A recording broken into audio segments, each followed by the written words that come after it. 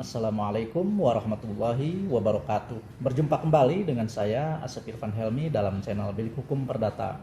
Semoga pada pertemuan kali ini sahabat Bilik Hukum Perdata semuanya dalam keadaan sehat semua dan dapat menjalankan aktivitasnya sebagaimana biasanya.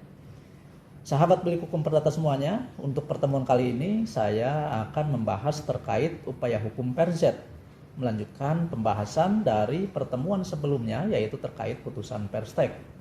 Namun sebelum melanjutkan pembahasan upaya hukum PERZ ini, untuk para sahabat yang baru bergabung dengan channel saya, jangan lupa untuk like, subscribe, share, dan komennya. Sahabat Bilik Hukum Perdata semuanya, bahwa di dalam pertemuan yang lalu kita sudah membahas terkait putusan Perstek. Dan perlu kita ketahui bersama bahwa upaya hukum putusan Perstek adalah PERZ.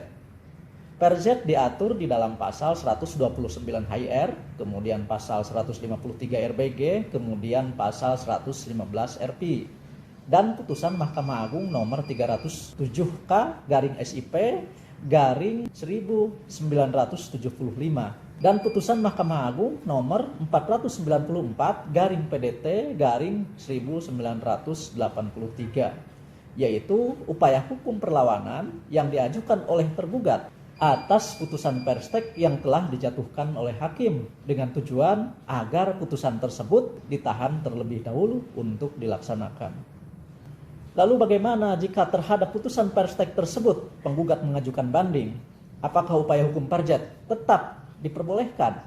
Di sini jika penggugat mengajukan upaya hukum banding, maka gugurlah upaya tergugat untuk mengajukan PERZ.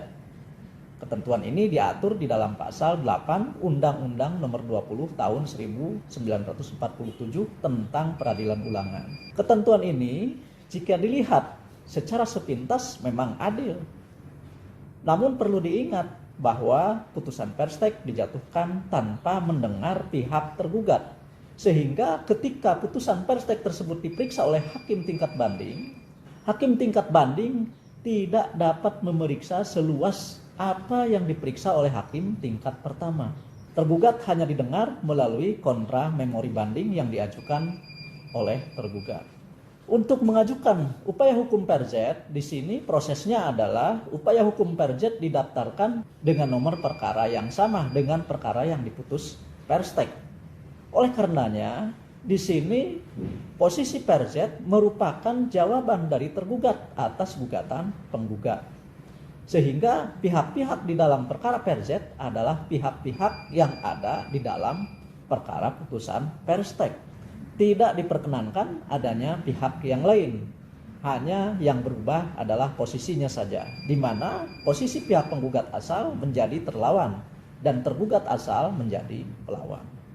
Sahabat Bilik Hukum Perdata semuanya, upaya hukum PERZ dapat didaftarkan ke pengadilan yang telah menjatuhkan putusan Perstek dalam jangka waktu 14 hari setelah putusan itu diberitahukan kepada tergugat. Atau jika putusan Perstek itu eksekutorial, maka jangka waktu pengajuan PERZ sampai 8 hari setelah tanggal unmanning. Itu pun syaratnya jika putusan itu tidak diberitahukan secara langsung kepada tergugat. Atau dapat pula diajukan sampai 8 hari setelah sita eksekusi dilaksanakan. Jika tenggang waktu yang telah ditentukan itu terlampaui, maka gugurlah hak tergugat untuk mengajukan PERZ dan tergugat dianggap telah menerima putusan Perstek. Maka putusan Perstek berkekuatan hukum tetap dan tertutup upaya hukum banding maupun kasasi. Sahabat Bilik Hukum Perdata semuanya, lalu apa yang harus diperiksa di dalam pemeriksaan perkara PERZ? Pemeriksaan perkara PERZ didasarkan pada gugatan semula. Jadi substansi pemeriksaannya yaitu pertimbangan putusan Perstek atas dalil gugatan asal. Bukan alasan ketidakhadiran pelawan atau tergugat asal. Karena beralasan atau tidaknya kehadiran itu tidak perlu dipertimbangkan lagi di dalam proses pemeriksaan perkara PERZ. Dan ini ditentukan di dalam putusan Mahkamah Agung nomor 938K/PDT/1986. Oleh karenanya perlu diketahui bahwa putusan PERZ merupakan koreksi atas putusan Perstek. Bagaimana agar upaya hukum Perjet ini dikabulkan? Tentunya sahabat bilik hukum perdata semuanya harus tetap menyimak konten berikutnya terkait bentuk-bentuk putusan Perjet. Lalu bagaimana proses pemeriksaannya? Di awal pembahasan tadi saya sudah singgung bahwa pemeriksaan Perjet sama seperti halnya memeriksa perkara biasa dengan acara biasa. Posisi para pihak tetap seperti semula. Namun dengan nomenklatur tergugat menjadi pelawan dan penggugat menjadi terlawan. Oleh karenanya, posisi Perjet merupakan jawaban tergugat atas gugatan penggugat. Dan karena itu juga di dalam Perjet dapat diajukan eksepsi dan penundaan eksekusi. Oleh karena posisi Perjet merupakan jawaban dari pihak tergugat, lalu tahap berikutnya adalah replik dan duplik. Begitu pula beban pembuktian sama sebagaimana ditetapkan di dalam pasal 163 HIR dan pasal 1865 KUH Perdata, yaitu dibebankan kepada terlawan atau penggugat asal terlebih dahulu.